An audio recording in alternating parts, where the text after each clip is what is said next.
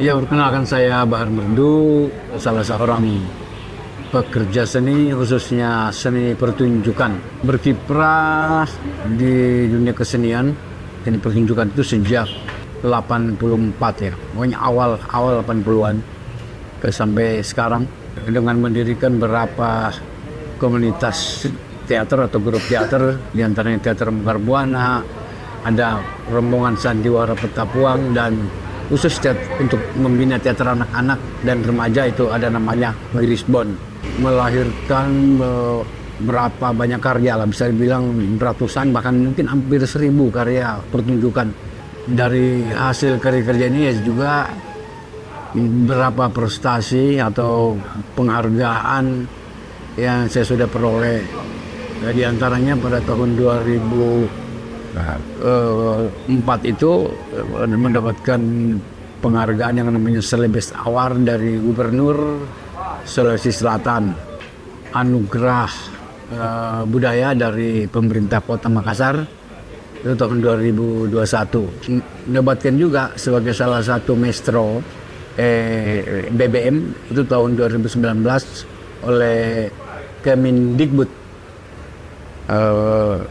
Maestro BBM belajar bersama maestro. Ada beberapa juga yang tidak terarsip ya. Kemudian kalau untuk prestasi, menjadi sutradara terbaik berturut-turut 3 kali, Pekan Nasional Teater Anak-anak 2013, Pekan Nasional Teater Remaja 2015, Pekan Teater 2016 di Jakarta, dan 2017 itu di Bandung. Karena saya pun sudah mendirikan atau membuat program yang namanya PPDE, Petapuang Digital Enhancement, mencoba beralih atau melakukan juga kerja-kerja digital, dunia visual, digital. Saya menganggap penting sekali adakan kalau saya coba membuat pertunjukan ini didokumentasikan, tentu saja terbentur oleh dana, karena ya sangat membutuhkan dana yang agak ekstra besar lah ya, seperti itu. Melalui program ini saya berharap ini bisa direalisasikan seperti itu. Lalu mengapa tema ini penting dikemukakan? Sebagai upaya untuk melestarikan budaya, nilai-nilai budaya, tradisi yang ada di Sulawesi Selatan, kearifan lokal. Lebih penting lagi, bagaimana cerita-cerita rakyat yang ada ini bisa diproyeksi, bisa disebar, dipertontonkan ke khalayak, ke kalangan pelajar, ke generasi muda, sehingga lewat pendekatan ini cerita rakyat yang ada itu bisa terkoneksi lah dengan generasi muda. Ini menarik karena dari 3 cerita rakyat, Nenek Malomo, Nenek Pakande, dan Kerajaan Monyet ini masing-masing punya segmen. Buat saya unik dan penting ini ada di tengah masyarakat. Pertama itu ya tentang Nenek Malomo, bagaimana pesan-pesan keadilan, pesan-pesan hukum dijalankan dengan cara seadil-adilnya. Itu tergambar pada kisah Nenek Malomo. Di kisah Kerajaan Monyet ini di salah satu daerah Kabupaten Maros itu memang menurut mitos ada pernah kerajaan monyet di hutan Maros itu, dan dipercaya bahwa itu terbukti dari sekarang kenapa monyet-monyet itu secara spesies itu nggak pernah habis di sana.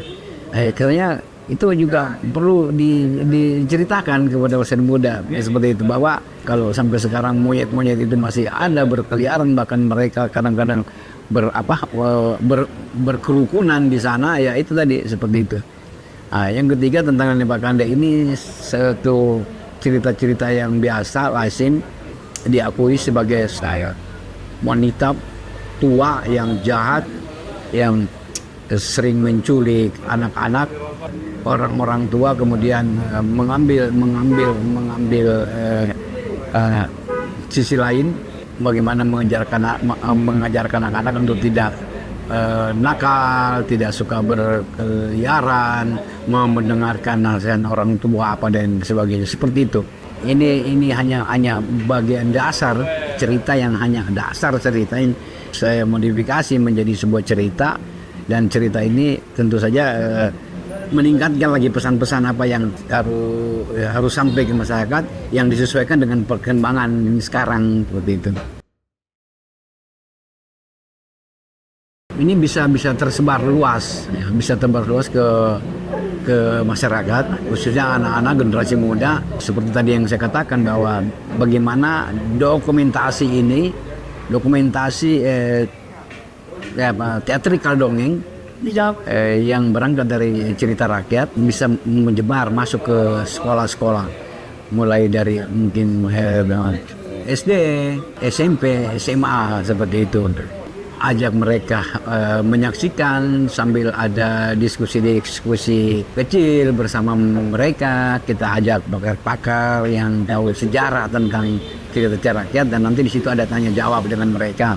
Maksudnya dari tontonan ini ada imbas lain gitu.